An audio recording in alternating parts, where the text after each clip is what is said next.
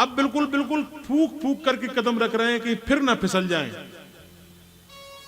पिताजी ने मंत्र पढ़ाया, गायत्री मंत्र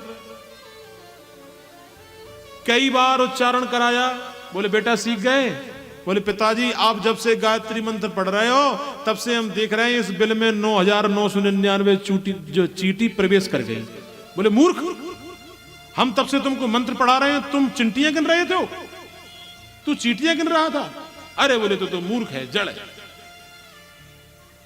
प्रिय बंधुओं, जब इस संसार में देखते हैं हम पागलों को, हम लोग समझते हैं कि ये पागल हैं, लेकिन वो पागल नहीं है, भगवान के भक्त हैं।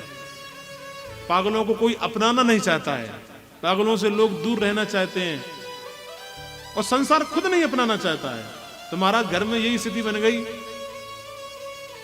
पिताजी ने कहा तू तो जड़ है, तो नाम पड़ गया जड़ भरत। भाइयों ने कहा तुम पे कोई काम नहीं बनता, एक काम करो खेत पे जाओ, खेत की रखवाली करो। तो भरत जी पहुंच गए। खेत पे रखवाली तो करते नहीं महाराज, पूरी फसल चौपट करा दी। राम की चरैया, राम के खेत, खा जाओ चिड़िया भर भर पेट, सब फसल चौपट करा दी। महाराज भाई आए, बहुत क्रोधित हुए, अरे तुमने ये क्या कर दिया, चलो यहां से भागो। तो ऐसे जड़ भरत जी महाराज चल दिए। यानी उन्होंने जानबूझ करके पागलपन का नाटक किया, क्योंकि उन्हें पता था पिताजी मंत्र पढ़ाएंगे, फिर कहेंगे स्वस्ति वचन पढ़ो, फिर कहेंगे पुरुषुक्त सीख जाओ, फिर विवाह पढ़ने के लिए पहुंचाएंगे, फिर घर में शादी हो जाएगी, फिर फंस जाएंगे माया में। इसलिए पहले से ही उन्होंने पागलपन का नाटक किया। प्रेम से कहिए राधे राधे। ऐसे परम संत महाराज, संत की ये परिभाषा है, कभी भी हमें ऐसे व्यक्ति को देख करके उनका मजाक नहीं उड़ाना चाहिए। अगर हमें किसी पागल के दर्शन हो जाएं, जड़ के दर्शन हो जाएं, तो कभी मजाक नहीं उड़ाना चाहिए, हमें संत का स्वरूप समझना चाहिए। आज एक हम यहां रुके हैं, तो एक कोई भैया थे, अपाहिज थे, उनकी बाग दोष भी था, ढंग से बोल भी नहीं पा रहे थे। तो उनको देखते ही देखते हमारे मन को बड़ा आघात हुआ। हमने सोचा परमात्मा ने बताओ इनको भी बनाया है और ये भी जीवन काट रहे हैं, कम से कम भगवान ने हमको अच्छा बनाया। देखिए एक बात तो बता दें आपको, व्यक्ति अपने आप को अगर सुखी देखना चाहता है तो अपने आप से गरीब को देख लेना, और अपने आप को अगर आप दुखी देखना चाहते हो तो अपने से अमीर को देख लेना। आप गरीब को देखोगे तो सोचोगे भैया हमको तो भगवान ने इतना पैसा दिया है, गाड़ी दिए, रोड के किनारे बेचारे जो फिरते रहते हैं, रोटी मांगते हैं बेचारे भिखारी, उनको देख करके हमें शांति मिलती है कि भगवान ने हमको कम से कम इतना तो दिया है, घर में भरपूर अन्न है। तो अपने आप को आप सुखी पाओगे। और अपने से अमीर को जब देखोगे, अरे देखो इसके पास इतना पैसा, इतनी गाड़ी, इतना वैभव, तुम्हारा अपने आप को आप दुखी पाओगे। संत का कभी अपमान नहीं करना चाहिए। ये पागल के स्वरूप में जहां भी मिल जाए उनको प्रणाम, जितना हो सके उनकी सहायता करनी चाहिए। हम लोग चल रहे हैं पैदल, भगवान ने हमको पैर दिए हैं, और कभी एक अपाहिज को देख लेना तो अपने आप को आपको खुशी होगी, भगवान ने हमको कम से कम पैर तो दिए, बेचारा ये तो चल भी नहीं पा रहा है, भगवान को धन्यवाद देना चाहिए। गाड़ी वालों को, फोर व्हीलर वालों को मत देखो, बेचारे नंगे पैर चलने वालों को देखो, अपने आप को आप सुखी पाओगे। तो ऐसे होते परम संत। अरे महाराज संत हुए नामदेव जी। एक बार नामदेव जी महाराज भोजन बना रहे थे, तो इतने में आया एक कुत्ता उनकी रोटी लेकर के भागने लगा। तो महाराज नामदेव जी पीछे से घी का कटोरा लेकर के जाते, अरे प्रभु रूखी खाओगे रोटी, इसमें घी लगा के खाना। ये है संत।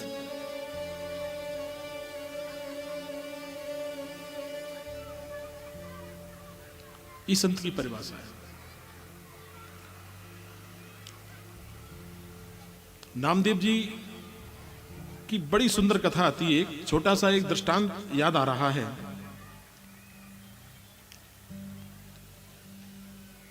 नामदेव जी बड़े अद्वितीय महात्मा थे।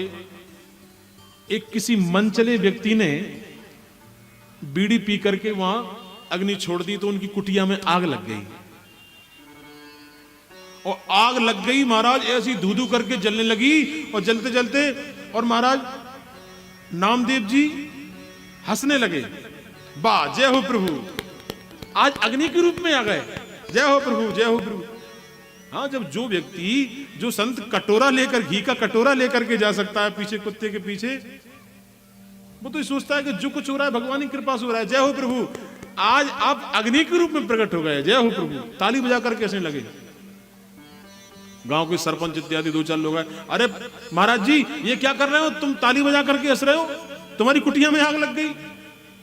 अरे सरपंच ने कहा, अरे बोले पागल महात्मा है, बोले जाओ इसका सामान बचा लो।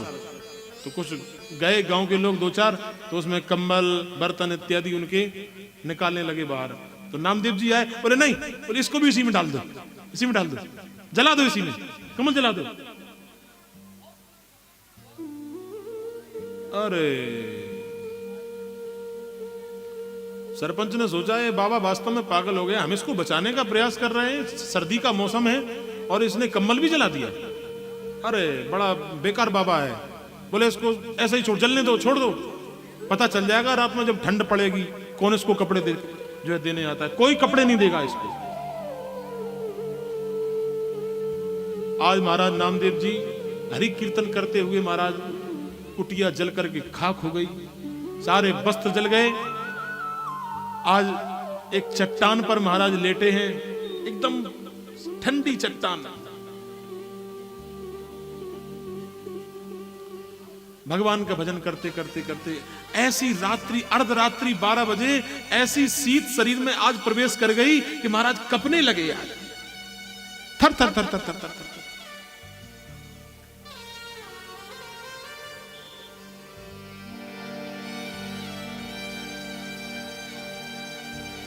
करवट ले सिसकी भरी,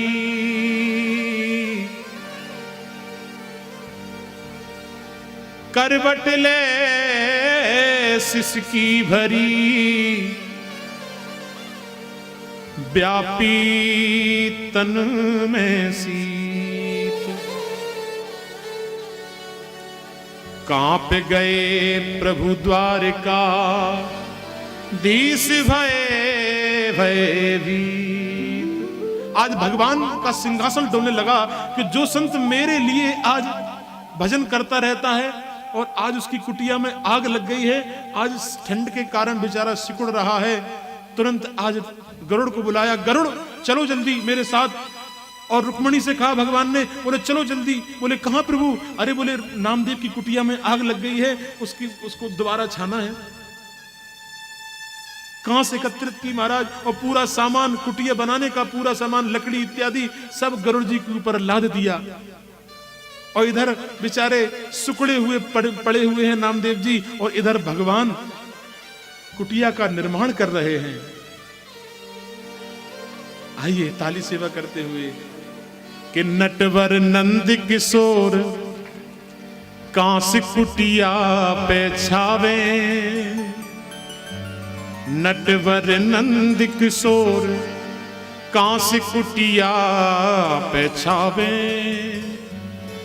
कि कर में रसरी लिए रुक्मणी बांधत जावे। नटवर नंद किशोर कांस कुटिया पे छावे, ओ नटवर नंद किशोर कांस कुटिया पे छावे, कर में रसरी लिए रुक्मणी बांधत जावे, ओ कर में रसरी लिए रुक्मणी बांधत जावे।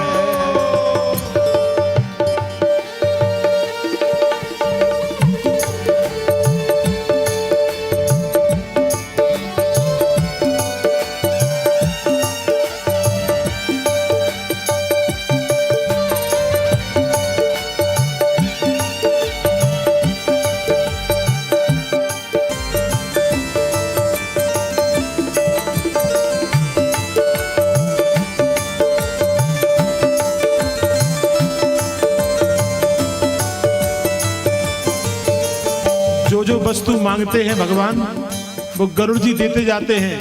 कहीं कांस मांगा तो गरुड़ जी कांस देते जाते हैं। कि नटवर नंद किशोर कांस कुटिया पे छावे, नटवर नंद किशोर कांस कुटिया पे छावे। ओ कर में रसरी लिए रुक्मणी बाधत जावे, कर में रसरी लिए रुक्मणी बांधत जावे। कि जोई जोई जोई जोई मांगे वस्तु स्वगति सो गरुड़ गहावे, जोई जोई मांगे वस्तु स्वगति सो गरुड़ गहावे। ओ विश्वंभर की रची कुटी कवि कैसे गावे, विश्वंभर की रची कुटी कैसे कवि गावे। सभी लोग जो पीछे बैठे हैं दोनों हाथों से ताली सेवा करते हुए कि नटवर नंद किशोर कांस कुटिया पे छावे,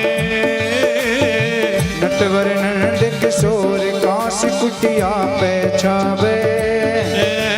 कर में रसरी लिए रुक्मणी बांधत जावे, कर में रसरी लिए रुक्मणी बांधत जय हो।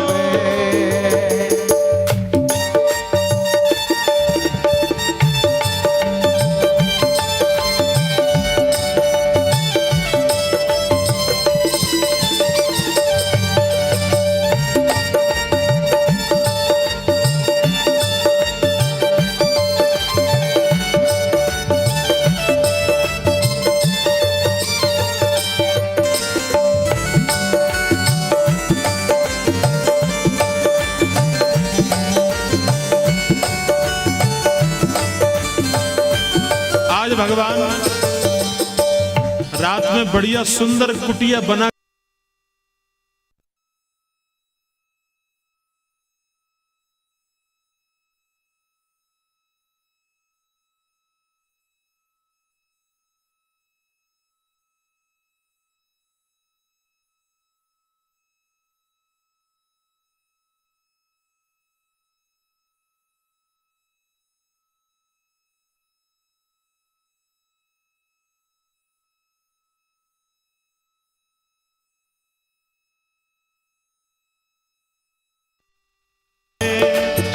नटवर नंद किशोर कांस कुटिया पे छावे। कर में रसरी लिए रुक्मणी बांधत जावे, कर में रसरी लिए रुक्मणी बांधत जावे। ओ कर में रसरी लिए रुक्मणी बांधत जावे, ओ कर में रसरी लिए रुक्मणी बांधत जावे। जैसे ही वो सुगंध पहुंची गांव में सरपंच ने कहा अरे भैया सुगंध कहां से आ रही है। गांव के सब इकट्ठे हुए, बोले भैया सामने से आ रही है। और धीरे धीरे पहुंचे, अरे ये तो कुटिया, यहाँ कल नामदेव की कुटिया में आग लग गई थी, यहाँ ये कुटिया सुंदर। अरे बाबा बड़ा चालाक है। वही चल रहे थे वही। बोले बाबा बड़ा चालाक है। बोले क्यों? बोले इसने कहीं बाहर से कारीगर मंगा लिए होंगे, आपने सामने देखो कैसा नाटक कर रहा था है, और बढ़िया सुंदर कुटिया बनवा ली। दो चार लोग कहते भैया ये बात तो ठीक है, लेकिन बाबा ने कुटिया बड़ी सुंदर बनवाई, और वैसे भी भगवान ने बनाई वही है कुटिया वो। बोले ऐसी कुटिया तो हमने जीवन में पहली बार देखी, इतनी कलाकारी से इतनी सुंदर, और क्या बढ़िया सुगंध आ रही है। बोले चलो ये बात तो फालतू की छोड़ो, बाबा से ये पूछे तुमने कारीगर कहां से बुलाए थे। हाँ कारीगर कहां से बुलाए थे पूछो। बाबा जी के पास पूछे, अरे बाबा जी ये एक सुंदर कुटिया लग रही है आपकी, कहां से बुलाए थे आपने कारीगर, एक बता दो तो हम भी अपने एक हार में बनवा लें, एक घर पे भी बनवा लेंगे, बता दो। तो नामदेव जी कहते हैं भैया हमें कोई पता नहीं है कहां से कौन बना गया। अरे बाबा झूठ बोल रहा है। अरे नहीं बाबा जी, दो आपको भी थोड़ी बहुत रिश्वत दे देंगे, बता दो कहां से आए थे कारीगर। तो कहते हैं नामदेव जी बस बता दें, बता दो। तो कहने लगे कि बनत न लगे विलंब कछु, बनत न लगे विलंब कछु, जगे भूमि को भार। प्रथम लगावे तो कोई अपने घर में आग। बोले पहले अपने घर में आग लगा लो, उसी बन जाए तुम्हें, जैसे हमने लगाई थी। तो प्रेम से कहिए राधे राधे। तो ऐसे होते हैं संत। वही संत है महाराज जड़ भरत जी महाराज। एक डाकुओं का सरदार था, उसने ऐसा संकल्प लिया था कि अगर मेरे पुत्र होगा तो मैं नरबली चढ़ाऊंगा। काली मैया के मंदिर में उसने ऐसा बोला था, भद्रकाली मैया के मंदिर में। तो मैया ने उसकी इच्छा पूरी कर दी, उसके पुत्र हुआ। तो उसने अन्य अपने डाकुओं से कहा, बोले जाओ किसी को पकड़ करके लाओ, बलि देना है। तो महाराज कोई नहीं मिला। जय जड़ भरत जी महाराज दिख गया। बोले बाबा जी चलो। बोले कहां चलो? बोले हमारे साथ। कोई भान नहीं। बोले चलो। चल दिए महाराज, बलि के लिए चल दिए महाराज। मंदिर में पहुंचे महाराज, तलवार गर्दन पर रख दी गई। उन्हें कोई भी चिंता नहीं है, क्योंकि संत जो होते हैं वो तो एक शरीर को वस्त्र स्वरूप समझते हैं। मरने वाले हैं आज, लेकिन उन्हें कोई भान नहीं। जिसने अपनी सौंप दी प्रभु के हाथों डोर, कभी उलझ सकती नहीं सुरक्षक नंद किशोर। महाराज आज जैसे ही वो डाकू ने तलवार उठाई और मारने का प्रयास किया, इतने में भद्रकाली मैया प्रकट हो जाती हैं। बोल भद्रकाली मैया की। और भद्रकाली मैया ने प्रकट होकर के समस्त डाकुओं का सर धड़ से अलग कर दिया और अपने भक्त की रक्षा की है।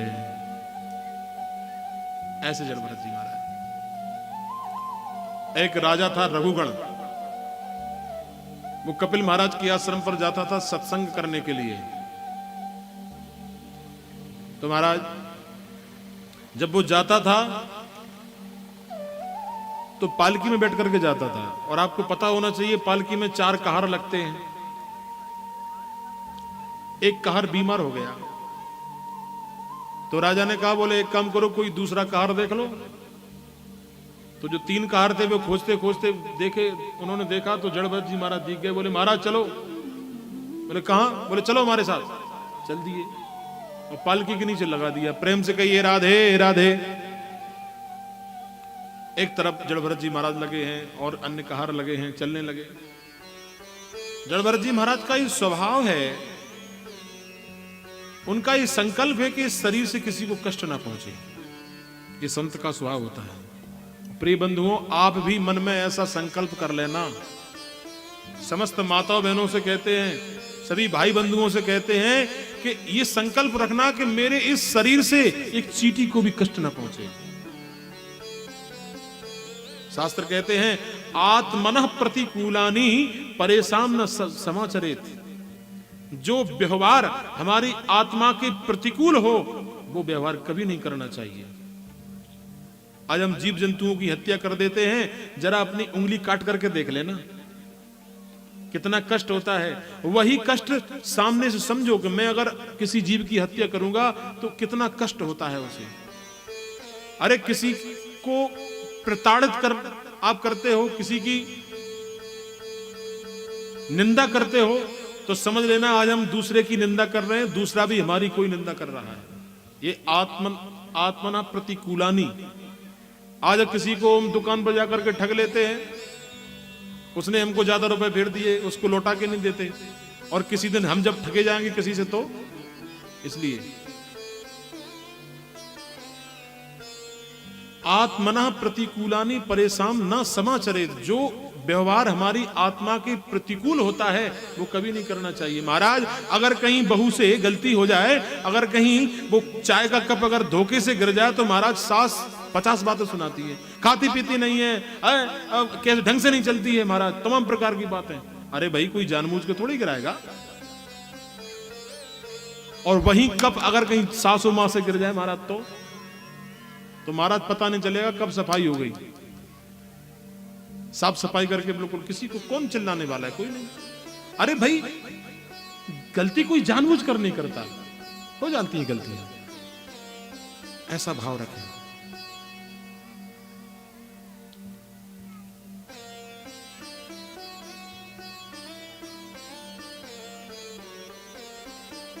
जो व्यवहार हमारी आत्मा के प्रतिकूल हो, व्यवहार कभी नहीं करना चाहिए।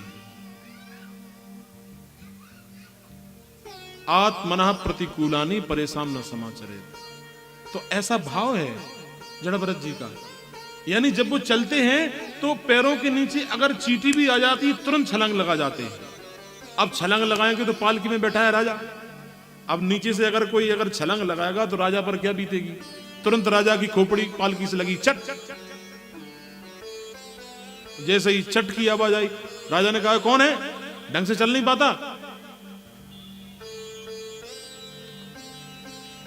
अरे कारों ने कहा, बोले महाराज हम तो जानते हैं चलना, लेकिन ये नया कहार आया, इसको चलना नहीं आता। और ठीक है भैया, पहली बार में उसने ऐसा कहा, ठीक है भैया अच्छी तरह से चलो, अब की बार गलती मत करना। वही हाल, फिर थोड़ी दूर फिर चले महाराज जड़ भरत जी, फिर कोई जीव जंतु उनके पैर के नीचे आ गया, फिर उन्होंने एक छलांग लगा दी। फिर उन्होंने जैसे ही छलांग लगाई फिर चट। अब तो राजा क्रोध आया, बोला तुमको चलना नहीं आता ढंग से, मैं तुमको दंड दूंगा। बहुत भला बुरा कहा महाराज, तुम शरीर में तो बड़े तगड़े दिखते हो और तुमको ढंग से चलना नहीं आता। अब राजा रघुगण से अब महाराज बोल पड़े जड़ भरत जी, ए राजन तू मुझे मारेगा? अरे मुझे कोई नहीं मार सकता, मुझे तू दंड क्या देगा? जब ऐसी बात जब सुनी, राजा रघुगण ने तुरंत झांक करके देखा, मुझसे कहने वाला एक साधारण सा व्यक्ति ऐसे बोल रहा है। आश्चर्य हुआ, तुरंत पालकी से नीचे खड़ा हुआ और कंधे पर यज्ञोपवीत जनेऊ देखा है, समझ गया कोई ब्राह्मण देवता है, मुझसे गलती हो गई। आज यहां प्रश्न खड़ा होता है, वैसे जड़ भरत जी पागलपन का नाटक कर रहे हैं, वैसे जड़ भरत जी पागलपन का नाटक कर रहे हैं, तो यहां क्यों बोल पड़े? यहां क्यों बोले? बोले यहां इसलिए बोले क्योंकि लोग क्या कहेंगे। बताओ, राजा रघुगण का भार जड़ भरत जैसे महात्मा ने अपने कंधे पर रख लिया और वो राजा रघुगण संत का अपमान करने के बाद नरक को चला गया। इसलिए अपकीर्ति से बचने के लिए महाराज आज बोल पड़े, राजन तू मुझे क्या मारेगा? मुझे कोई नहीं मार सकता। इस आत्मा को न तो अग्नि जला सकती है, न पानी बहा सकता है। महाराज ये तो निरअवयव है। प्रेम से कहिए राधे राधे। महाराज शास्त्रार्थ हुआ, राजा रघुगण ने कई प्रश्न किए। बोले महाराज अच्छा जी बताओ, हमने एक आपको दंड दिया तो आपको कष्ट नहीं होगा? बोले नहीं हो सकता कष्ट। बोले कैसे नहीं होगा? देखो तुमको एक उदाहरण देते हैं। बोले एक चूल्हे में हमने अग्नि प्रज्वलित की, उस चूल्हे के ऊपर हमने एक बर्तन रखा, उस बर्तन में हमने पानी डाला, उस पानी में हमने चावल डाले। जब अग्नि जलेगी तो बर्तन गर्म होगा, बर्तन गर्म होने के बाद पानी गर्म होगा, और पानी के बाद वो प्रभाव अग्नि का चावल पर पड़ेगा, चावल पक जाते हैं। तो बताइए, हमने आपको मारा तो आपकी आत्मा को धीरे धीरे कष्ट नहीं होगा? बोले मूर्ख, बोले तुलना तो कम से कम सही से करना सीख ले। अरे वस्तु विनिमय जब किया जाता है जब वस्तुएं समान होती हैं। आज तुम्हारे घर जाएं, भैया एक काम करो, हम आपको 1 किलो गेहूं देते हैं और आप उधर से हमें 1 किलो चना दे दो, कोई देगा? अब कहां चने का भाव और कहां गेहूं का भाव? जब वस्तुएं जब समान होती हैं तब उसकी तुलना संभव है। और तू यहां तुलना तो कम से कम सीख ले। जब तुलना की जाती है तो समान वस्तुओं से, और तू चावल की तुलना आत्मा से कर रहा है। अरे भैया रघुगण, ये आत्मा निरवयव पदार्थ है और ये चावल सावयव पदार्थ है। सावयव कैसे? बोले पानी को हम पी सकते हैं, और चावल को हम पकड़ सकते हैं, पीस सकते हैं, उसकी कोई भी उसकी क्रिया कर सकते हैं, खा सकते हैं, उसको पकड़ सकते हैं। तो इसको तो पकड़ सकते हैं, लेकिन आत्मा को कोई पकड़ सकता है क्या? किसी ने देख पाया? महाराज डॉक्टर भी हार जाते हैं, उनसे जरा प्रश्न किया जाए, बस यही हार है डॉक्टरों की। बकाया डॉक्टर दूसरा भगवान कहा जाता है। महाराज पूरा शरीर चीर फाड़ करके एक तरफ कर देता है महाराज, धीरे धीरे करके ऐसा सिल देता है बिल्कुल। संशोधन तो कर सकता है लेकिन महाराज प्राण नहीं डाल सकता। किसी ने देख पाया? डॉक्टर भी हार जाते हैं, कह देते भैया अब तो इसको ले जाओ, अब इसमें कुछ नहीं बचा। क्या चला गया इसमें? ऐसा कौन सा भाग निकल गया बताओ, तुमको दिखा? अरे चावल को पकड़ सकते हो, छू सकते हो, लेकिन आत्मा को कोई पकड़ नहीं सकता, कोई छू नहीं सकता। जब ऐसी बातें जब सुनी महाराज के मुख से तो महाराज राजा रघुगण साष्टांग प्रणाम करने लगा, बोले प्रभु धन्य हो। तो ऐसे परम संत हुए महाराज। तो इस प्रकार से जीवन व्यतीत करना चाहिए। इसलिए कहना है आपसे भैया, ये नर्तन दोबारा मिलने वाला हमें नहीं है। मनुष्य योनि मिली है हमें, भगवान का भजन करो और जीवन का सत्य आपको बता दें एक छोटे से भजन के माध्यम से। सुनना, ध्यान से सुनना, और नहीं गा सकते ताली जरूर बताना।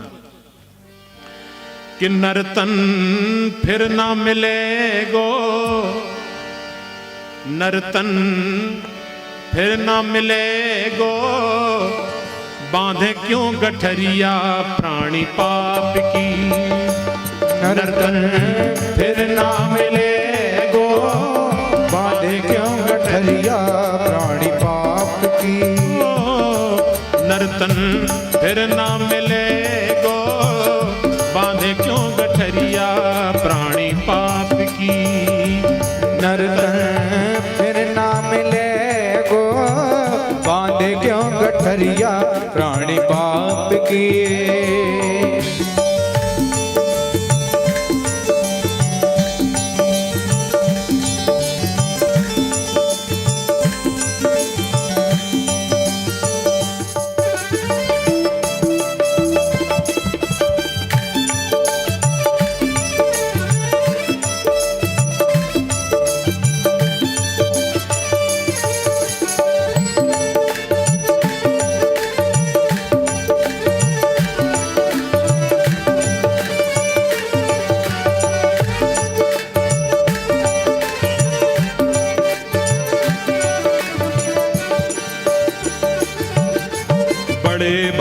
मानुष तन पायो भटक भटक 84। बड़े भाग्य मानुष तन पायो भटक भटक 84। बड़े भाग्य से हमें मनुष्य की योनि मिली है। 84 लाख योनियों में घूम करके हम आए हैं। ओ बड़े भाग्य मानुष तन पायो भटक भटक 84। बड़े भाग्य मानुष तन पायो भटक भटक 84। कि अब के दाव चूक जाए बंदे फिर पड़े गल फांसी। अब के दाव चूक गए बंदे फिर पड़े गल फांसी। अगर भैया चूक गए तो क्या होगा? पर यम के दूत आएंगे, फिर हाथ में डंडा लेकर के आएंगे और डंडा पीठ में देते हुए जाएंगे, तुमने खूब पाप किया, चलो हमारे साथ।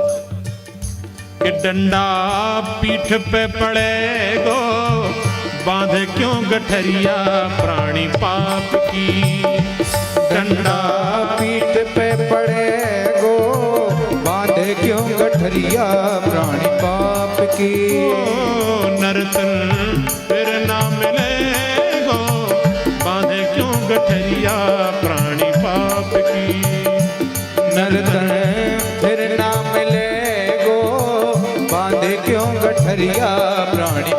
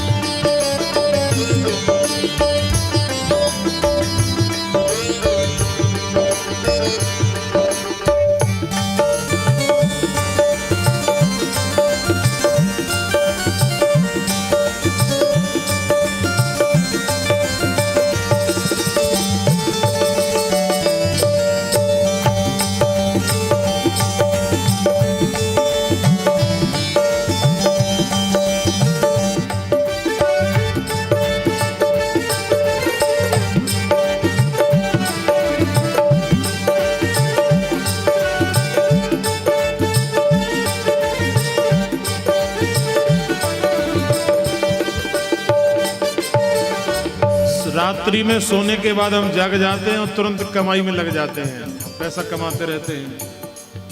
दिन उगे से दिन डूबे तक बेहद करी कमाई, दिन उगे से दिन डूबे तक बेहद करी कमाई।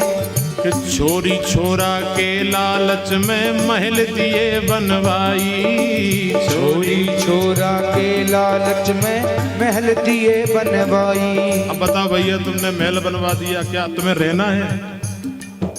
बढ़िया मकान तो बनवा दिया, लेकिन आगे चल के तुम्हारे नाती पोता रहेंगे उनमें। इनमें कैसे तय रहेगो, बांधे क्यों गठरिया प्राणी पाप की। इनमें कैसे तय रहेगो, बांधे क्यों गठरिया प्राणी पाप की। नर्तन फिर ना मिलेगो, बांधे क्यों गठरिया प्राणी पाप की। नर्तन फिर ना मिलेगो, बांधे क्यों गठरिया प्राणी पाप के।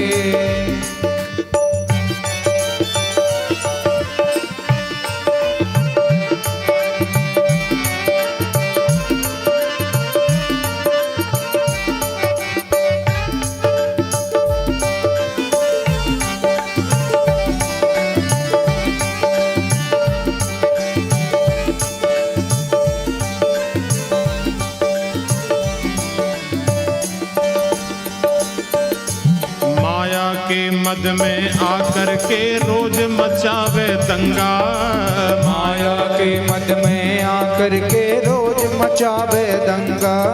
माया के मद में आकर के रोज मचावे दंगा। यानी भैया ये पैसे का अहंकार बड़ा खतरनाक है। हाँ, ये पैसा जिसके पास है भैया, बड़ा बल होता है उसके पास। माया के मद में आकर के रोज मचावे दंगा, माया के आकर रोज मचावे दंगा। एक दिन मरघट बिचले जावे, कुटुंब करे तो नंगा। एक दिन मरघट बिचले जावे, कुटुंब करे तो नंगा। हाँ भैया, अगर हाथ में अंगूठी भी पहने हो सोने की तो वो भी उतार ली जाएगी। हाँ, गले में जंजीर पहने हो तो वो भी उतार ली जाएगी, कुछ नहीं जाएगा ज्यादा। ओ माया के मद में आकर के रोज मचावे दंगा, माया के मद में आकर के रोज मचावे दंगा। एक दिन मरघट बिचले जावे, कुटुंब करे तो नंगा। एक दिन मरघट बिचले जावे, कुटुंब करे तो नंगा।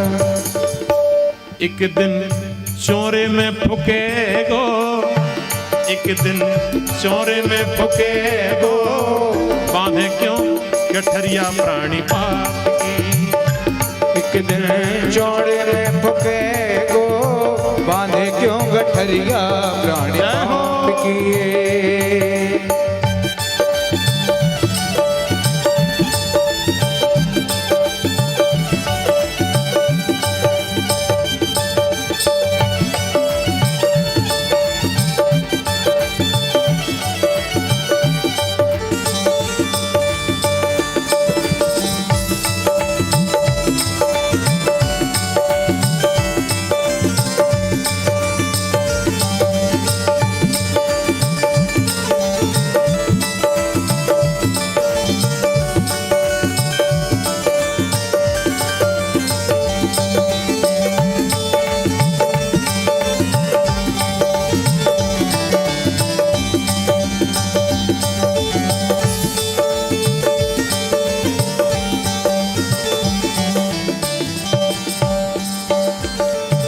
तेरी तक तेरी तिरिया रोवे, पोरी तक तेरी मैया। तेरी तक तेरी तिरिया रोवे, पोरी तक तेरी मैया। 13 दिन तक याद रहेगी, कहे कबीर समझैया। 13 दिन तक याद रहेगी, कहे कबीर समझैया। केवल 13 दिन तक याद रहेगी बस। जहाँ महाराज ब्राह्मण भोज हुए, उसके बाद वह सीताराम। 13 दिन तक याद रहेगी, कहे कबीर कबीर समझैया। ये रहे दिन तक याद रहेगी कहे कबीर समझैया। नाता यहीं तक रहेगो बांधे क्यों गठरिया प्राणी पाप की। नाता यहीं तक रहेगो बांधे क्यों गठरिया प्राणी पाप की। नरतन फिर ना मिलेगो बांधे क्यों गठरिया प्राणी पाप की। नरतन फिर ना मिलेगो बांधे क्यों गठरिया प्राणी पाप की। नरतन फिर ना मिलेगो बांधे क्यों गठरिया प्राणी पाप की। नरतन फिर ना मिलेगो बांधे क्यों गठरिया प्राणी पाप की। आनंद आया कि नहीं आया? हाँ तो जोरदार एक बार तालियां बजा दें आप लोग। बोल बांके बिहारी लाल की जय। यही चलना है।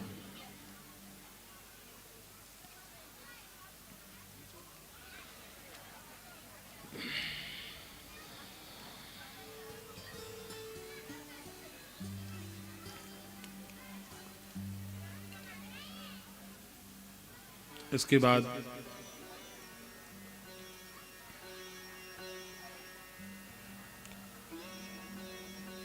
श्री सुखदेव स्वामी ने राजा परीक्षित से नरकों का वर्णन किया है। दक्षिण दिशा में 99,000 योजन नीचे 28 प्रकार के नरक बताए गए हैं। जो व्यक्ति जैसा पाप करता है उसे उसी प्रकार की नरक में डाला जाता है। एक नरक का नाम है असीपत्र वन। असी कहते हैं तलवार को। बोले ऐसा वन जहां तलवार जैसे वृक्ष के पत्ते हैं, इतने पहने महाराज। जो व्यक्ति पाप करता है उसको उसमें फेंक दिया जाता है और वह कट जाता है। देखिए, जो व्यक्ति पापी होता है उसको यातना भोगने के लिए एक शरीर दिया जाता है। ऐसा गरुड़ पुराण में आया है। जिसने सुना होगा वो जानता होगा। यातना भोगने के लिए शरीर दिया जाता है जो व्यक्ति पाप करता है। एक कुंभी पाक नरक है। बोले उसमें क्या होता है? बोले उसमें एक कड़ाही है, कड़ाही में तेल डला हुआ है, खौलता हुआ तेल। जो व्यक्ति पाप करता है, झूठी गवाही देता है, गौ हत्या करता है, उसको उसमें पकौड़ी की तरह सेका जाता है। इतनी पीड़ा दी जाती है महाराज। एक रौरव नाम का नरक है महाराज। 28 प्रकार के नरक हैं। अगर नरकों का वर्णन करते रहे तो महाराज 4:30 बज जाएंगे। अभी प्रेम से कहिए राधे राधे। इसलिए एक दो पर प्रकाश डाला है हमने, आगे बढ़ेंगे।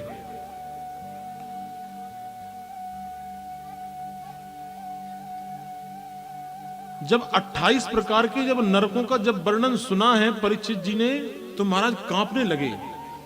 जैसे तीव्र वायु चलने पर कोई वृक्ष कांपने लगता है। बोले महाराज जीवन में जाने अनजाने में कोई ना कोई तो पाप हो ही जाता है। क्या हमको नरक का मुख देखना पड़ेगा?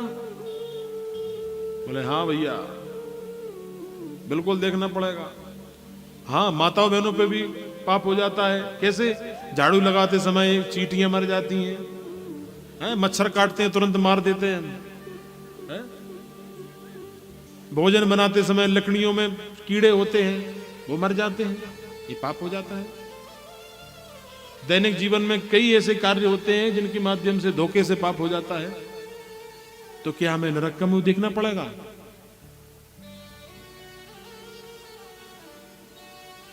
बोले राजन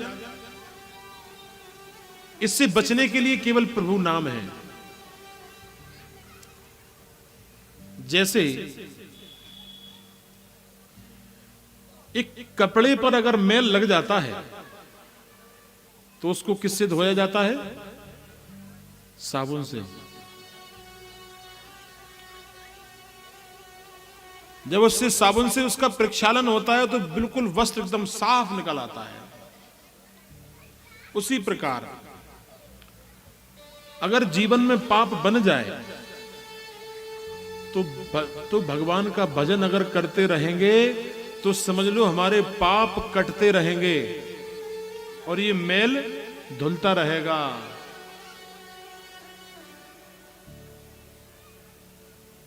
कहते हैं केचित् केवलया भक्त्या वासुदेव परायणा अधम धुन्वन्ति कार्त्सेन निहारमिव भास्करः। अधम धुन्वन्ति बोलो व्यक्ति को अपने हाथों से ही राम नाम का साबुन लगाना चाहिए शरीर से। हाँ, साबुन लगाते चलो और मैल छुड़ाते चलो। अच्छा एक बात और बता दें, अपना कपड़ा उसकी धुलाई अपने मन से अगर की जाए तो बढ़िया होती है। हाँ माता जी, अगर अपना कपड़ा है और स्वयं उसको बढ़िया साबुन लगाएंगे तो उसको बड़े आराम से, अगर ज्यादा महंगा कपड़ा होगा तो उसको बड़े आराम से लगाते हैं और सूखने के लिए डाल देते हैं। और वही कपड़ा अगर किसी धोबी को दे दिया जाए तो वो नहीं समझेगा वो पीड़ा, वो तो कपड़ा ले जाएगा और महाराज अच्छा पसीटेगा, पसीट करके चाहे तुम्हारी उस वस्त्र की क्वालिटी चली जाए, उसे तो केवल साफ निकालने से मतलब है। डंडा दे दे करके महाराज धोबी पीटता है। तो ऐसे ही नरकों को धोबी घाट मानो। प्रेम से बोलो जय सिया राम। जितने नरक हैं सब धोबी घाट है। जीवन में हमने अपना चादर गंदी कर ली, अपना शरीर गंदा कर लिया पाप से, अंत में वही यम के दूत आते हैं धोबी की तरह, वो कपड़ा ले जाते हैं, फिर नरक में यातना देते हैं और डंडा मार मार करके खूब प्रताड़ना करते हैं। महाराज जीव बड़ा पछताता है, ये हमने क्या कर दिया। उसको दर्द नहीं होता, वो तो डंडा मार मार करके खूब पिटते हैं महाराज। अब बताओ भलाई किसमें? भलाई तो इसमें है कि अगर गंदी हो गई जो है चादर, धोबी को मत दो, पहले ही अपने हाथों से धो लो कि चादर को धोबी को ना देना पड़ा है। इस शरीर को चादर कहा गया, चदरिया झीनी रे झीनी।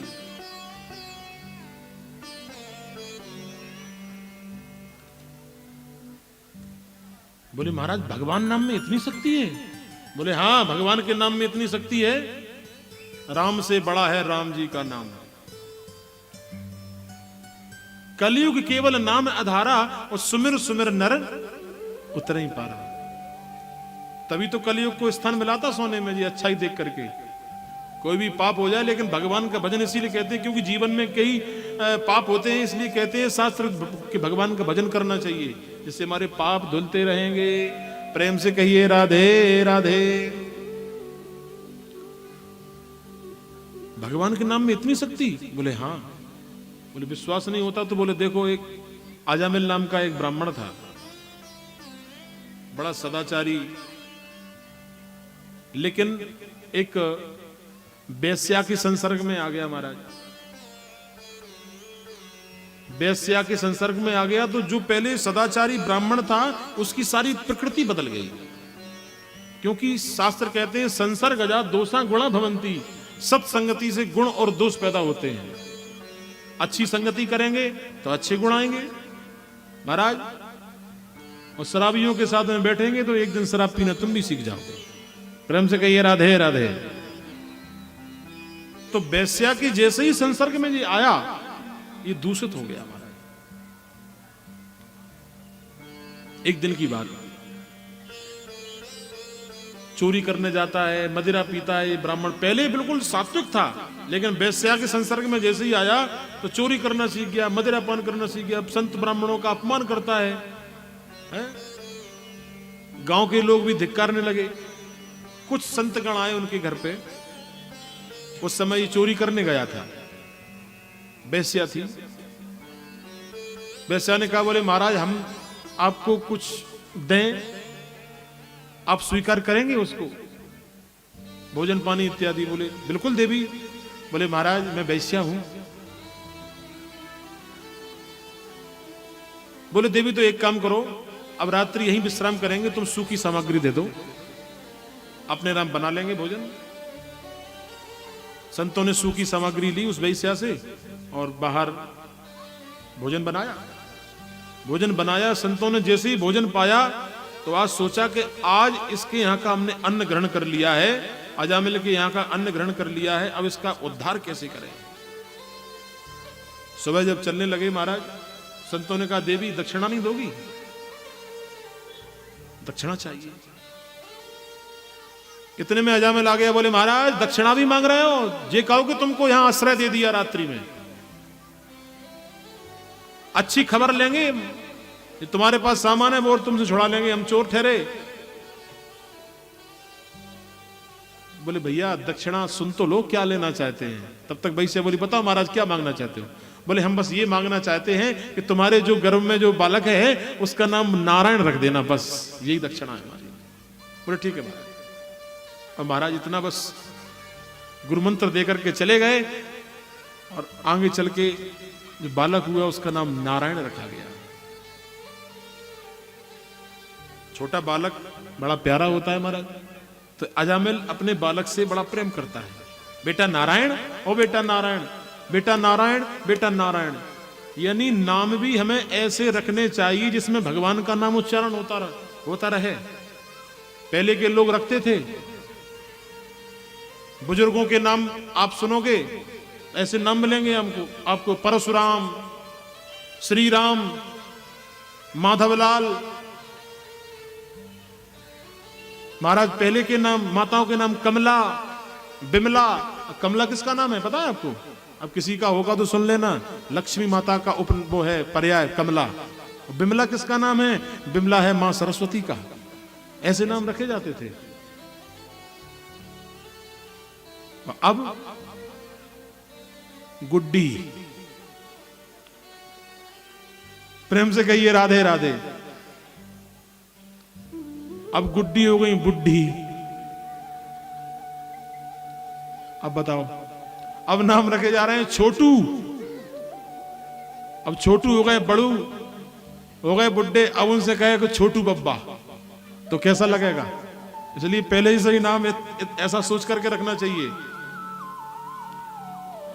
ये बात और बता दें आपको, अगर हम ऐसे नाम रखेंगे, भगवान के नामों को रखेंगे, तो भगवान के गुण उसके अंदर आएंगे बालक के अंदर।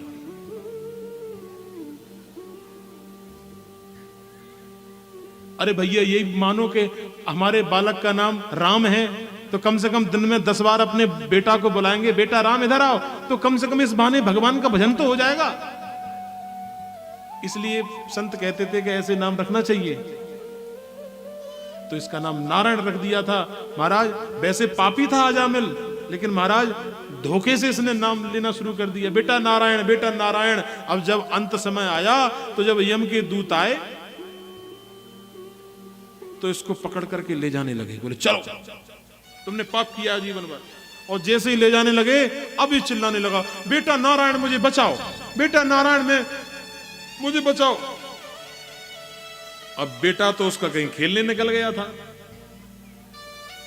तो उसके बेटे ने तो आवाज नहीं सुनी, लेकिन वो जगत का परमपिता परमात्मा वो नारायण, उसने आवाज सुन ली कि शायद किसी ने बुलाया। अपने दूतों को भेजा, बोले जाओ बचाओ, कोई बुला रहा है। और महाराज उधर से भगवान विष्णु के पीले पीले वस्त्र पहन करके वो भगवान के दूत आए, विष्णु दूत, और यम दूतों में एक धक्का दिया। बोले चलो इसको कहां ले जा रहे हो? बोले भाई तुमने धक्का दिया। बोले हम इसको पकड़ कर ले जा रहे हैं, हमारे यमराज का आदेश है। अरे बोले हमारे प्रभु का आदेश है, इसको बचाना हमारा काम है। कौन हो तुम पीले पीले वस्त्र? बोले हम विष्णु दूत हैं। बोले जाओ अपने यमराज से कह देना कि विष्णु दूतों ने कहा है ये हम तुमको नहीं दे रहे। बेचारे कुटे पिटे यमदूत पहुंचे। बोले महाराज आज से ड्यूटी बंद, और दंड और वो सब छोड़ दिया उन्होंने। बोले क्यों भाई क्या हुआ? बोले महाराज आज से ड्यूटी नहीं करेंगे। बोले महाराज आज तो पिट के आना पड़ा हमें। बोले किसने मारा? बोले वहां विष्णु दूतों ने। विष्णु दूतों ने? बोले हाँ महाराज, उसको पकड़ने के लिए गए उस पापी को। वहां उसने अपने बेटे का नाम ले दिया नारायण, और इतने में विष्णुदूत आ गए, कहते हैं बोले हमारे प्रभु का नाम है। अब यमराज कहते हैं शांत। बोले क्यों? बोले अपने इस जेल में कई पापी पड़े हुए हैं, उनको अगर पता चल गया कि भगवान के नाम लेने से मुक्ति हो जाती है तो अभी वो ले देंगे तो पूरा हमारा जेल खाली हो जाएगा, इसलिए शांत रहो। उन्हीं भगवान की तो माया है बनी बनाई, जो कहो बच के आ गए तुम। हाँ, उनकी सारी व्यवस्था है। पेट्रोल पंप के सामने माचिस की काड़ी मत जलाओ। तो बोले महाराज किसको पकड़ करके लाएं? ऐसा बता दो, इसको पकड़ करके लाया करें। तो कहते हैं जिह्वा न भक्ति भगवद गुण नाम ध्येयम चेतश्च न स्मरति तच्चरणारविंदम। बोले जिनकी जिह्वा भगवान का नाम उच्चारण न करती हो, ऐसे लोगों को पकड़ करके लाओ। अगर जिनकी जिह्वा धोखे से भगवान का नाम ले रही तो उनको पकड़ करके मत लाओ।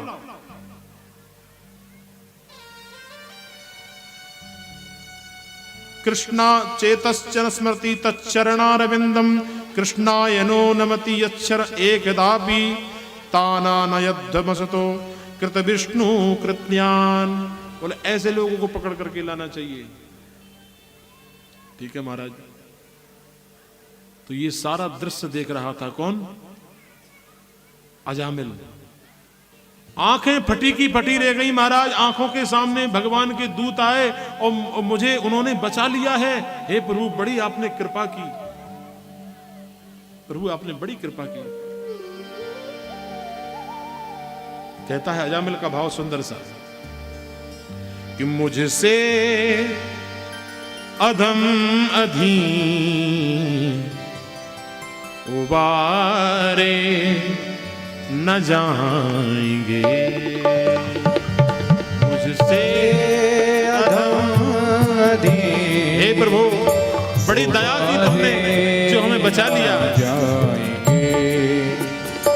तो आप दीन बंधु, तो आप दीन बंधु पुकारे न जाएंगे, मुझसे अधम अधीन उबारे न जाएंगे, मुझसे अधम अधीन उबारे ना जाएंगे।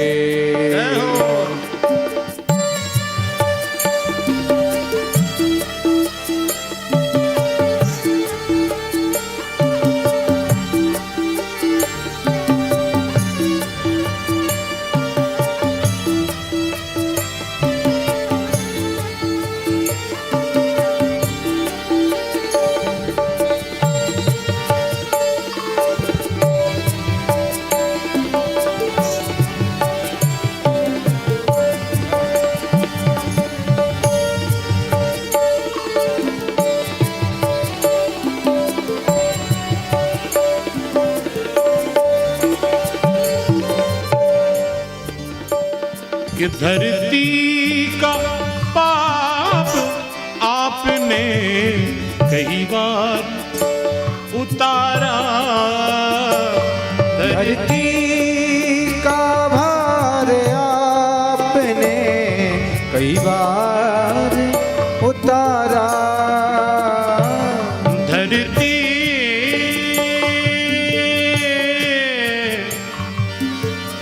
ने जगम पसानी बाम पगारे,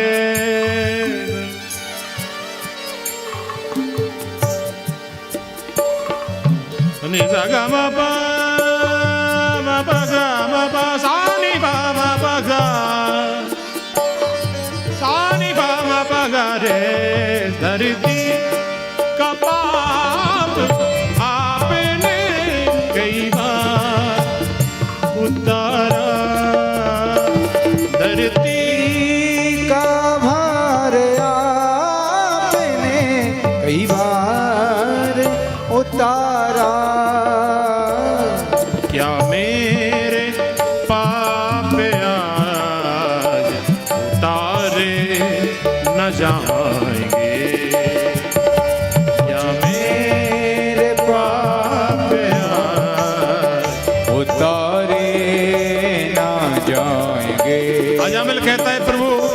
अब मुझे क्षमा कर दो, क्या मेरे पाप आज उतारे न जाएंगे, क्या मेरे पाप आज उतारे ना जाएंगे, मेरे पाप आज उतारे न जाएंगे, तो आप दीन बंधु, तो आप दीन बंधु पुकारे न जाएंगे, मुझसे अधम अधीन उबारे ना जाएंगे, उबारे न जाएंगे, उबारे न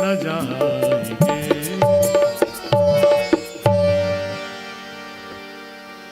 तो भगवान के नाम में वो शक्ति है। देखिए,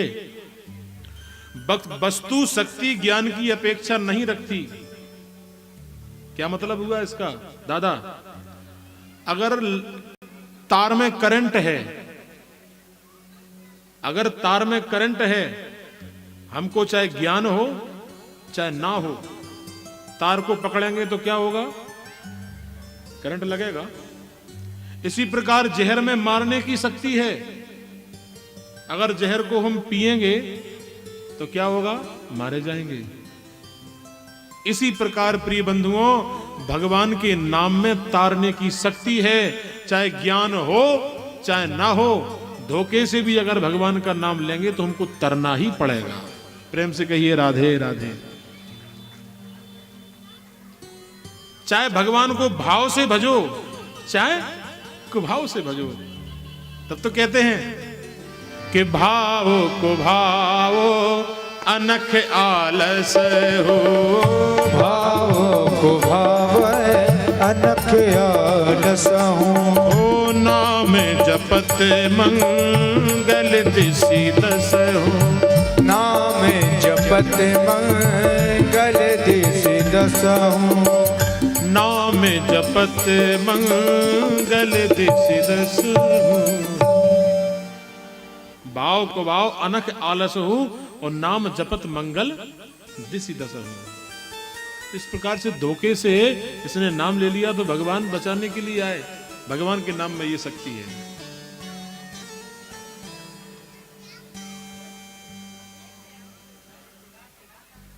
इसके बाद बताते हैं श्री सुखदेव स्वामी राजन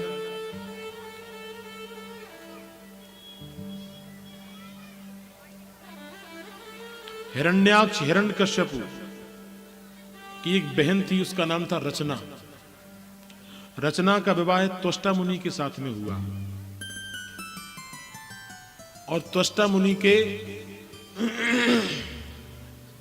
दो पुत्र हुए। एक का नाम हुआ विश्वरूप, एक का नाम हुआ सन्निवेश। सौभाग्य से विश्वरूप को एक बार इंद्र का गुरु बनना पड़ा। बोले महाराज कैसे? बोले एक बार धोखे से इंद्र से बृहस्पति जी का अपमान हो गया तो इंद्र बिना गुरु के हो गए। तो भगवान के संकेतानुसार फिर विश्वरूप गुरु बने। अब विश्वरूप जी गुरु बन गए इंद्र के, लेकिन माता थी विश्वरूप की दैत्य कुल से, पिताजी थे देवकुल से।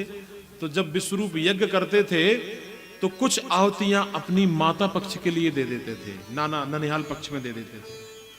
जब इंद्र को पता चला कि हमारे गुरुजी दैत्यों को आहुति दे रहे हैं, क्रोधित हो गए इंद्र, और इंद्र ने आज गुरु का ही अंत कर दिया, गुरु को मार डाला। इंद्र को ब्रह्म हत्या लगी। प्रेम से कहिए राधे राधे। ब्रह्म हत्या लग गई, ब्रह्म हत्या सामने खड़ी हो गई। तब ब्रह्म हत्या को 4 भागों में बांटा। 4 भाग कौन कौन से? एक पृथ्वी को भाग मिला ब्रह्म हत्या, और एक जल को, एक वृक्ष को, और एक स्त्री को। अच्छा, ये ब्रह्म हत्या कहां देखने को मिलती है? जल में जो फैन होता है, फैन, उसमें ब्रह्म हत्या होती है। उसको स्पर्श नहीं करना चाहिए। दूसरा मृदा, मिट्टी, जहां ऊसर जमीन होती है वहां ब्रह्म हत्या देखने को मिलती है। तीसरा वृक्ष, वृक्षों में जो काला काला गोंद निकलता है वहां ब्रह्म हत्या देखने को मिलती है। और चौथा भाग स्त्रियों को मिला, जो कि मासिक धर्म रजो धर्म के समय जब स्त्री रजस्वला होती है तो ये ब्रह्म हत्या देखने को 4 भाग में बांटा ब्रह्म हत्या को।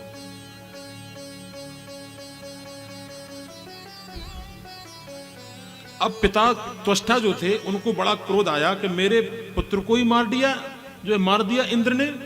तो पिता त्वष्टा यज्ञ करने लगे कि ऐसा पुत्र हो जो इंद्र को मारे।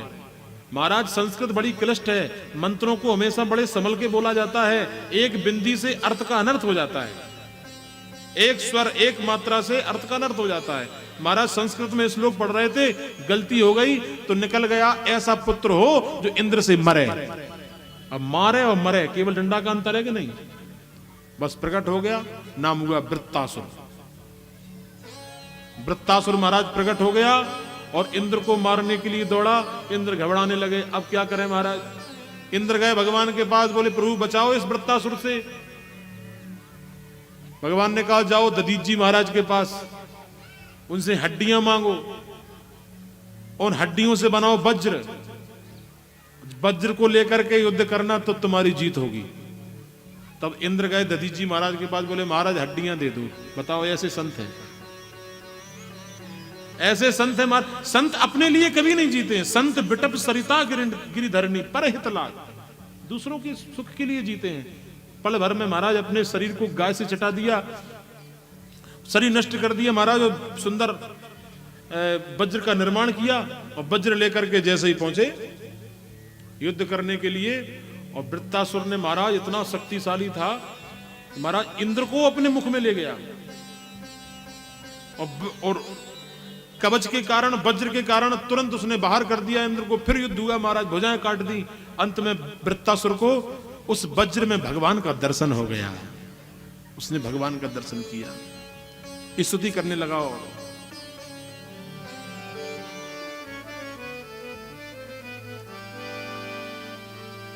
अहम हरे तब पादई के मूल दासानुदासो भवेतास्मि भूया। अहं हरे तब पाद के मूल दासानुदासो भवितास्मि भूया। मना स्मरेता सुपतेर्गुणास्ते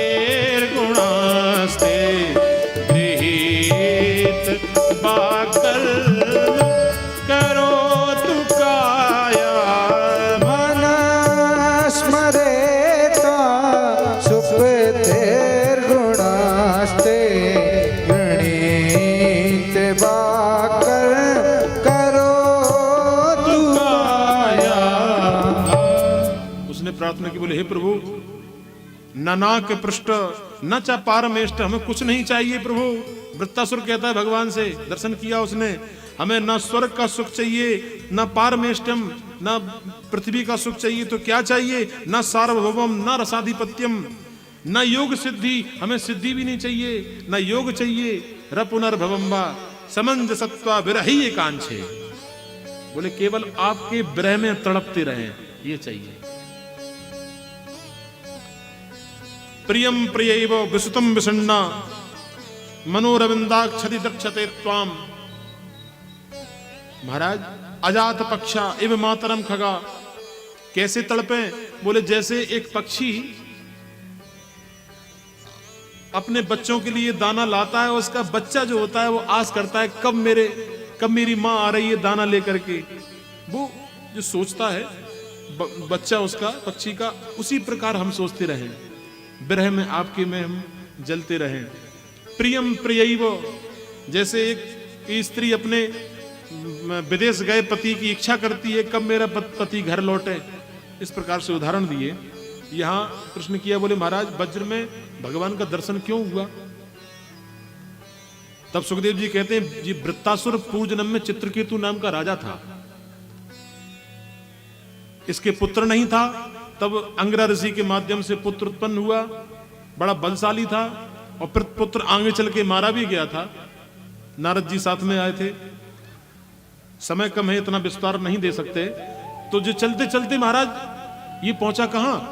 भगवान भोलेनाथ जी महाराज बैठे हुए थे, पार्वती जी को अपनी जंघा पर बैठा ले हुए थे। उस समय भगवान भोलेनाथ ने काम को चैलेंज कर दिया था और काम से लड़ रहे थे। काम ने कहा था, बोले प्रभु वैसे तो आपने मुझे समाधि स्थिति में आपने मुझे भस्म कर दिया था, लेकिन स्त्री संग में मुझे जीत करके बताओ, तब मैं मानूंगा। तब काम से ये लड़ रहे थे, इसने ना कुछ देखा ना कुछ, महाराज तमाम प्रकार का भला बुरा कह दिया। इसको शर्म नहीं आती है, इसको भोले कहते हैं लोग बाग। बताओ, ऐसा लोक गुरु साक्षात धर्म वक्ता शरीर नाम, इनको धर्म वक्ता कहते हैं शिव जी को। आस्ते मुख सभायम बई मिथुनी भूया भार्या, अपनी भार्या के साथ में ये इसको शर्म नहीं आती भोले को। तमाम प्रकार का भला बुरा कह दिया महाराज।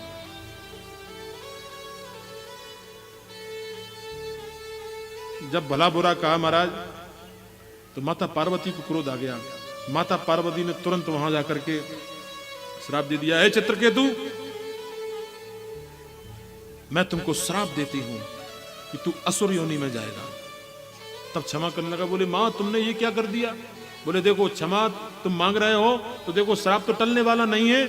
अगर तूने पश्चाताप के आंसू बहाए हैं तो जा, असुर होने के बाद भी जब इंद्र वज्र लेकर के आएगा तुम्हें उसमें भगवान का दर्शन हो जाएगा, तेरी मुक्ति हो जाएगी। वज्र, देखिए शब्द पर विशेष ध्यान करना चाहिए। आपने नाम सुना होगा वज्र। वज्र क्या है?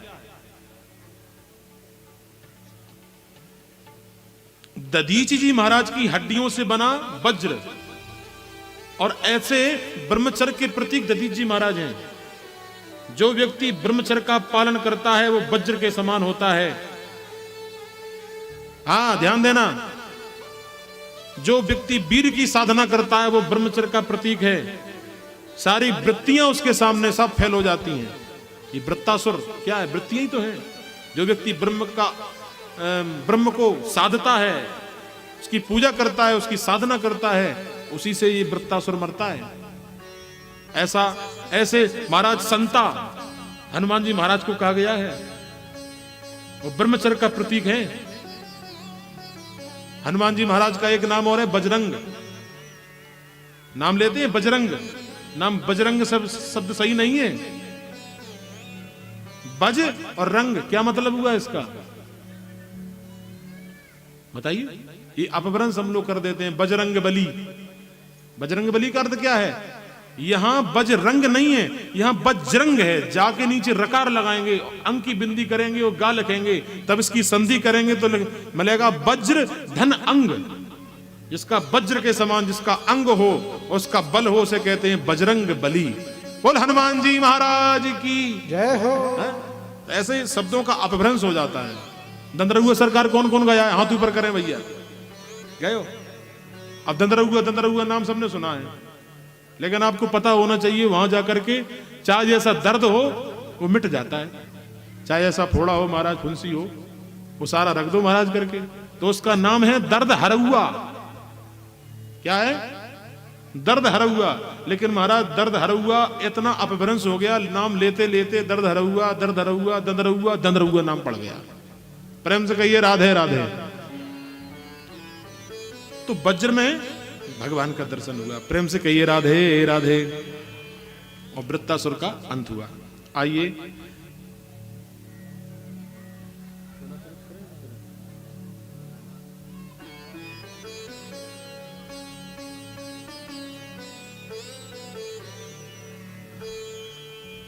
छोटी सी एक कथा पहला चरित्र की आप लोगों को श्रवण कर लें। केवल 5 मिनट में पूरी करेंगे, ज्यादा समय आपका नहीं लेंगे। हिरण्यकश्यपु नाम का एक दैत्य था। हिरण्याक्ष और हिरण्यकश्यपु 2 भाई थे। जब से भगवान ने हिरण्याक्ष को जब मारा था, तब से बैर रखने लगा था। भगवान से बैर रखने लगा ये भाई। तपस्या करके आया, ब्रह्मा जी से वरदान मांग करके आया, ना दिन में मरूं, ना रात्रि में मरूं, ना सुबह मरूं, ना शाम मरूं, ना अस्त्र से मरूं, ना शस्त्र से मरूं। तमाम प्रकार के महाराज वरदानों की ढेर लगा करके आया और राज्य में आकर के उसने डंका पिटवा दिया, ना कोई यज्ञ करेगा, ना कोई भगवान का भजन करेगा, केवल हिरण्याक्ष का भजन, को हिरण्यकश्यप का भजन करेगा बस। महाराज जब प्रहलाद जी जब पैदा हुए तो उनको शिक्षा के लिए पहुंचाया गया किसके पास? संडामर्ग जी के पास। अब शिक्षक तो वही पढ़ाएगा जो सरकार ने शिक्षा निर्धारित की हो। अब भाई वो तो हिरण्यकश्यपु का राज्य है, भावना वही है, मारो काटो एक दूसरे को सताओ, शिक्षक वही पढ़ाएगा। अगर शिक्षक कहीं भय के कारण ऐसा करता है तो उस क्षेत्र का सर्वनाश हो जाता है। सचिव वैद गुरु तीन जो प्रिय बोले भय आस, भय के कारण बोल रहे हैं गुरु जी, दैत्य नीति सिखा रहे हैं छात्रों को। राज धर्म तन तीन करें हो हैं बेगही नाश। तो महाराज यहां प्रहलाद जी को पहुंचा दिया। एक दिन की बात हिरण्याक्ष पहुंचा, बेटा तुमने क्या सीखा है? स्कूल में पहुंचा गुरुजी के पास, तुम्हारे गुरुजी ने क्या सिखाया है? तो कहने बोले पिताजी ये संसार कुछ नहीं, अंधा कुआ है, भगवान का भजन करो। हिरण्यकश्यप को क्रोध आ गया, बोले अच्छा हमारे विरोधी का नाम ले रहे हो, हमसे ही कह रहे हो? बुलाओ गुरुजी को। क्यों गुरुजी क्या पढ़ा रहे हो हमारे बालक को? बोले महाराज पढ़ाते तो बहुत हैं, लेकिन ये हमें ऐसा लगता है तुम्हारा बालक पढ़ा हुआ आया है पहले से ही। बोले महाराज एक मौका और दे दो। बोले ठीक है ढंग से पढ़ाओ अच्छी तरह से, क्या बक रहा है, हमारे विरोधी का नाम ले रहा है। बोले महाराज अब की बार में गलती नहीं होगी। घर आए हिरण्यकश्यप। एक दिन की बात, छुट्टियों के घर में प्रहलाद जी घर आए। माता कायादू ने बढ़िया श्रृंगार किया और कहा जाओ बेटा पिताजी के चरण स्पर्श करो। जैसे ही चरण स्पर्श किए, बेटा अब क्या सीख करके आए हो? तो अब नवधा भक्ति सुनाने लगी। प्रथम भगति संतन कर संगा, प्रथम भगति संतन कर संगा, दूसरी रति मम कथा प्रसंगा, दूसरी रति मम कथा प्रसंगा। महाराज नवदा भक्ति का पाठ पढ़ाने लगे। श्रवणम कीर्तनम विष्णु स्मरणम पाद सेवनम अर्चनम वंदनम दास्यम सख्यम महात्म निवेदनम। महाराज नवदा भक्ति पढ़ाई। अब तो आग बबूला हो गया हिरण्यकश्यप। अरे बोले ऐसे मानने वाला नहीं है। चंदन जैसे वन में ये बबूल का पेड़ कहां से पैदा हो गया?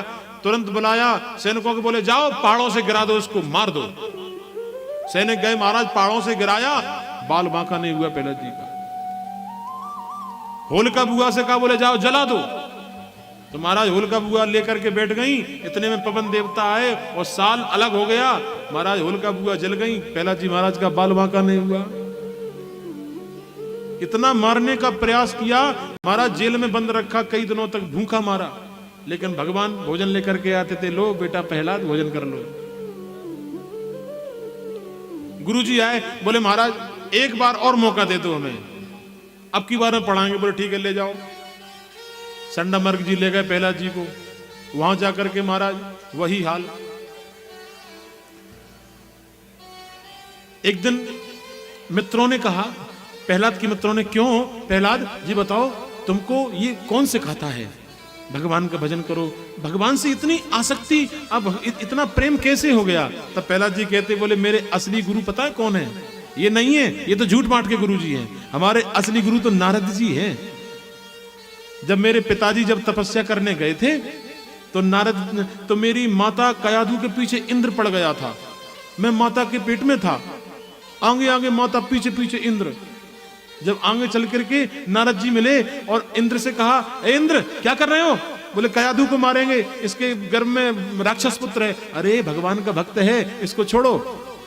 तब नारद जी अपने आश्रम में ले गए थे मेरी माँ को, और मैं अपनी माँ की कोख में बैठा बैठा वहां नारद जी ने ज्ञान दिया, भगवान की चर्चा की, मैं सब सुनता रहा। तो असली शिक्षा तो मुझे वहीं से मिली है।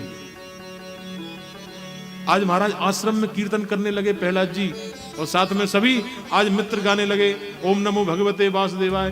गोविंद मेरो है, गोपाल मेरो है, गोविंद मेरो है, गोपाल मेरो है, श्री राधा रमण नंदलाल मेरो है, श्री राधा रमण नंदलाल मेरो आ गए। गुरुजी ने देखा हमारे आश्रम पर भगवान का कीर्तन चल रहा है, कहीं हिरण्यकश्यप को पता ना चढ़ जाए। तो एक शिष्य का हाथ पकड़ा, बंद करो, और करंट महाराज ऐसा लगा कि गुरुजी भी नाचने लगे। गोविंद मेरो है, गोपाल मेरो है, गोविंद मेरो है, गोपाल मेरो है, श्री राधा रमण नंदलाल मेरो है, श्री राधा रमण नंदलाल मेरो। एक बार सभी लोग दोनों हाथ ऊपर उठाते हुए बड़े भाव से गाएंगे। गोविंद मेरो है, गोपाल मेरो है, गाइए। गोविंद मेरो है, गोपाल मेरो है, गोविंद मेरो है, गोपाल मेरो है, गोविंद मेरो है, गोपाल मेरो है, श्री राधा रमण नंदलाल मेरो है, श्री राधा रमण नंदलाल मेरो है, गोविंद मेरो है, गोपाल। इतने में आ जाता है हिरण्यकश्यप। बोलो कीर्तन बंद करो। महाराज सन्नाटा सा छा गया। सब जितने ग्वाल बाल जो इतने मित्र थे प्रहलाद जी के, सब का मुंह उतर गया। क्या हुआ भैया? बोले गुरुजी आज तुम भी नाच रहे हो, और कह रहे थे बोले एक बार मौका दे दो, चलो मैं तुमको तो बाद में देखूंगा, और प्रहलाद को पकड़ करके हाथ बता तेरा भगवान कहाँ है। बोले पिताजी आप गलत बोल रहे हो, ये बताओ भगवान कहाँ नहीं है। भगवान हर जगह है, बस हमको दिख नहीं रहा। हर जगह परमात्मा कण कण में व्याप्त है। जैसे दूध में घी छिपा होता है, उसी प्रकार इस संसार में भगवान छिपा हुआ है, लेकिन घी निकालने के लिए पहले मंथन करना पड़ता है। इसी प्रकार परमात्मा को खोजने के लिए पहले चिंतन करना पड़ता है।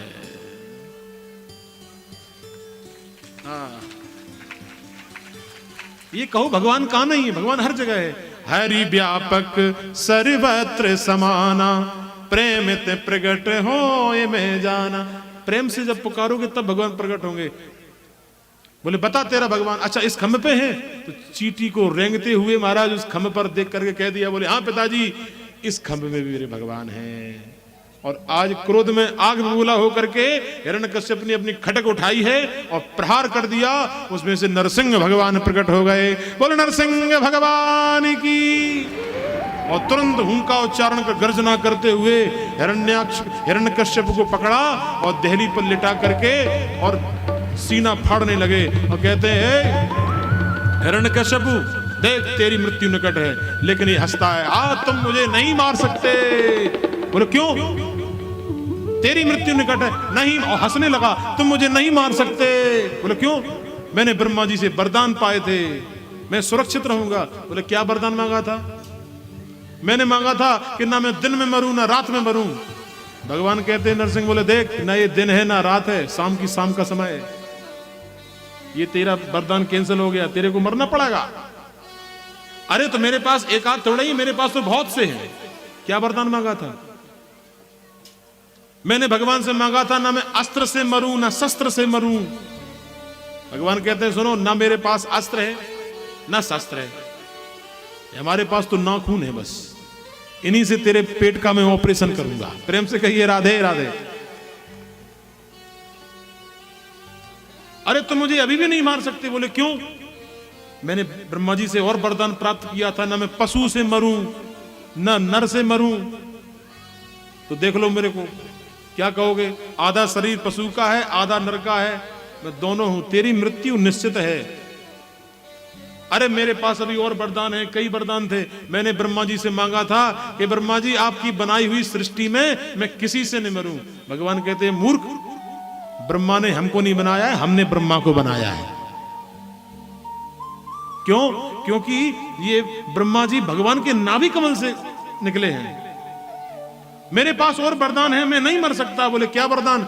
मैंने ब्रह्मा जी से मांगा था कि मैं 12 महीनों में किसी भी महीने में न मरूं। तो नरसिंह भगवान कहते बोले मूर्ख, तेरा ये वाला भी वरदान मैं कैंसिल करके रहूंगा। बोले क्यों? बोले अभी पुरुषोत्तम महीना चल रहा है, लौड़ का महीना, तेरी मृत्यु निश्चित है। इतना कहकर भगवान ने हृदय विदीर्ण कर दिया।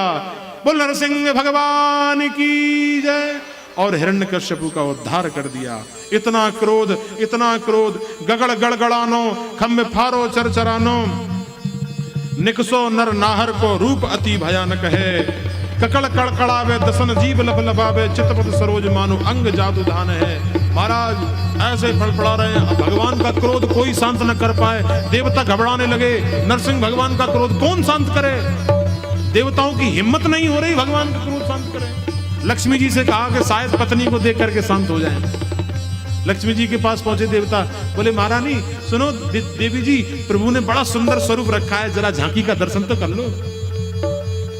अब लक्ष्मी मैया ने सोच रखा था कि सुंदर कोई स्वरूप रखा होगा, उनको क्या पता था इतना भयंकर रूप रखा। महाराज थाली लेकर के पहुंची, आरती लेकर के स्वामी की आरती उतारी, और जैसे ही पहुंची तब तक भगवान ने एक गर्जना कर दी, थाली दैया मैया करके भागती दिखाई दी। महाराज किसके सामने जो ले जाकर खड़ा कर दिया, बेचारी डर के कारण भग गई। अब देवताओं ने सोचा भगवान का क्रोध कैसे शांत हो। तब देवताओं ने सोचा कि जिस भक्त के लिए भगवान ने ये शरीर धारण किया है, नरसिंह रूप धारण किया है, उसी भक्त को पहुंचाया जाए, तब कहीं भगवान का क्रोध शांत हो सकता है। तब प्रहलाद जी गए, तब भगवान का क्रोध शांत हुआ। भगवान कहते हैं, गिरी से गिराया बेटा, प्रेम कर रहे हैं, बरसात कर रहे हैं, प्रेम की वर्षा। बोले प्रभु प्यारे अंग कोमल तुम्हारे, दुष्ट असुरों ने मारे।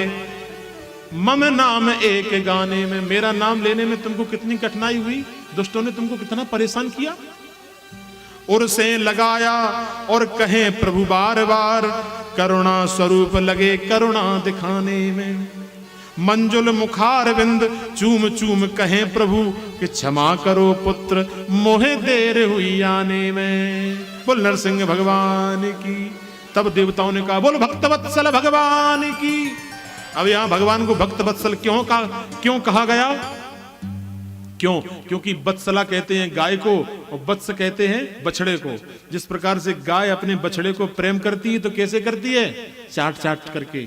इसी प्रकार के भगवान नरसिंह ने प्रहलाद को आज चाट चाट करके आज प्रेम बरसात की है। तब देवताओं ने कह दिया, बोल भक्त वत्सल भगवान की। आज की कथा को यही विश्राम दिया जाता है। कल के सत्र में समुद्र मंथन की कथा होगी, उसके बाद वामन भगवान का अवतार होगा, उसके बाद श्री राम जी का अवतार होगा, और संध्या कालीन बेला में अपने कन्हैया जी अवतरित होंगे। कल भगवान का जन्मोत्सव बड़ी धूमधाम से मनाएंगे। आज से ही एक जयकारा लगा दो, बोल बांके बिहारी लाल की, बोल नंद के लाला की। तो भैया जितना हो सके कल माताएं पीले वस्त्रों में आए, और घर से भैया भगवान को क्या प्यारा लगता है, दूध दही इत्यादि वो लेकर के अवश्य आए। और कल बधाइयां भी गाई जाएंगी, है, इसलिए भगवान की बधाई में थोड़ा बहुत नाच लें तो कोई दिक्कत नहीं है। देखो शर्म अगर आ रही है तो बिल्कुल मत नाचो, नाचने में शर्म आ रही, लेकिन अपने मन को जरूर नचाओ और ताली सेवा करते चलेंगे।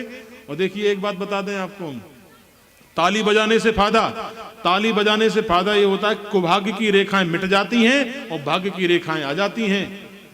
इसलिए सभी लोग ताली सेवा करते हुए एक थोड़ा सा संकीर्तन, उसके बाद आरती है।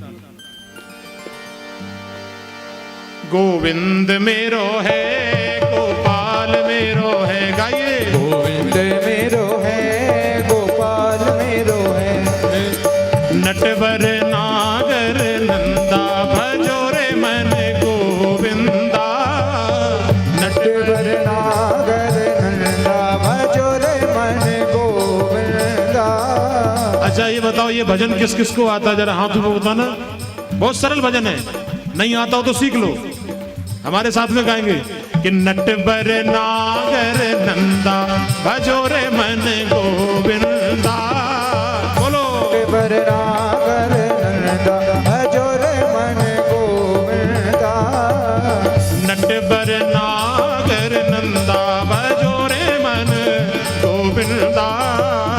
नटवर नागर नंदा भजो रे मन गोविंदा। नाचने के लिए ज्यादा नहीं कहना पड़ता, स्वतः ही पैर खड़े हो जाते हैं। देखो माता जी नृत्य कर रही हैं। ध्रुव तारे प्रहलाद उबारे, ध्रुव तारे प्रहलाद उबारे, ध्रुव तारे प्रहलाद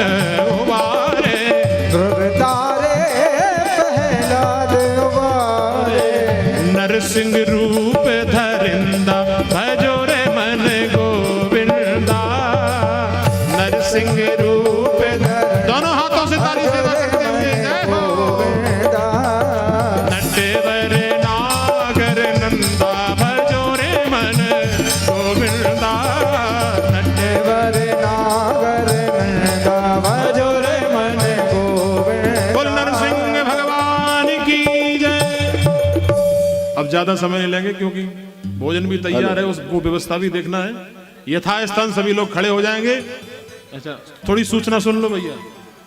हाँ जी, सूचना है आज का भंडारा गजेंद्र सिंह उर्फ पप्पू एवं कमल सिंह की तरफ से। इनका कहना है कि आए हुए साधु ब्राह्मण मेहमानजन भाई बंधु एवं माता बहनें सभी लोग भोजन प्रसादी पाकर ही जाएंगे, कोई भी बिना भोजन प्रसादी का नहीं जाएगा। दूसरी सूचना और है, सुबह 8 बजे का पुरखांत का बुलावा है चिट्ठी लिखवाने का। कल का सुबह 8 बजे का। आज का भंडारा गजेंद्र सिंह उर्फ पप्पू एवं कमल सिंह की ओर से। इनका कहना है कि आए हुए सभी लोग साधु ब्राह्मण मेहमानजन भाई बंधु एवं माता बहनें भोजन प्रसादी पाकर ही जाएंगे। दूसरी सूचना पुनः सुने, कल सुबह 8 बजे का पुरखांत का बुलावा है चिट्ठी लिखवाने का।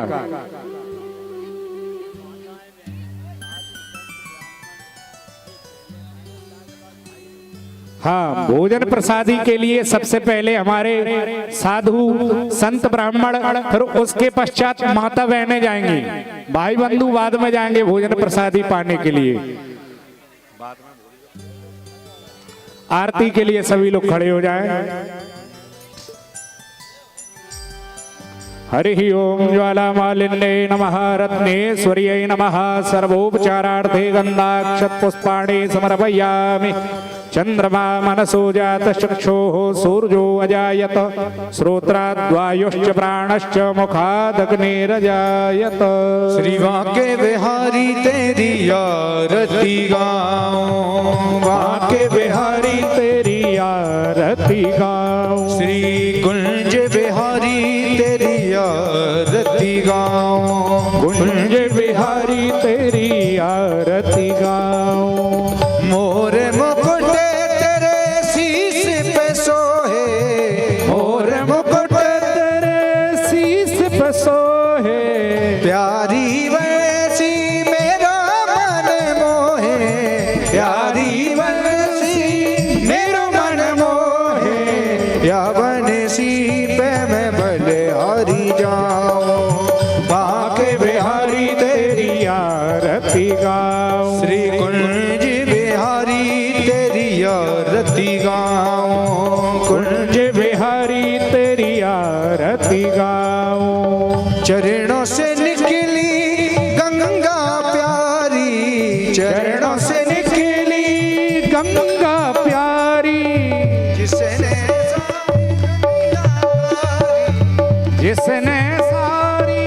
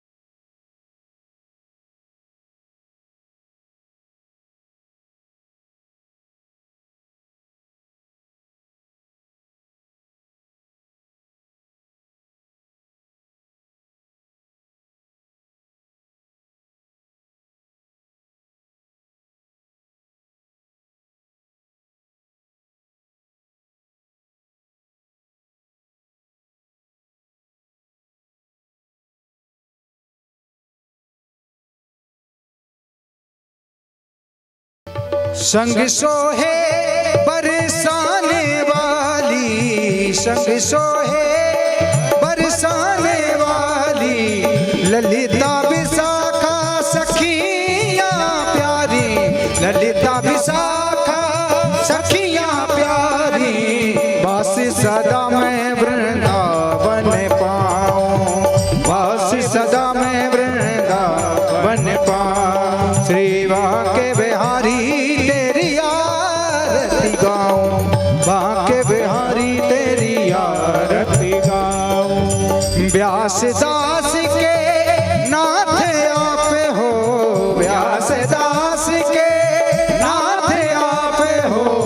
सुख दुख जीवन प्यारे साथ आप हो, सुख दुख जीवन प्यारे साथ आप हो, प्यारी छवि पे बलिहारी में जाऊं, भाग्य बिहारी तेरी आरती गाऊं, श्री कुंज बिहारी तेरी आरती गाऊं, कुंज बिहारी तेरी आरती गाऊं, श्री रमण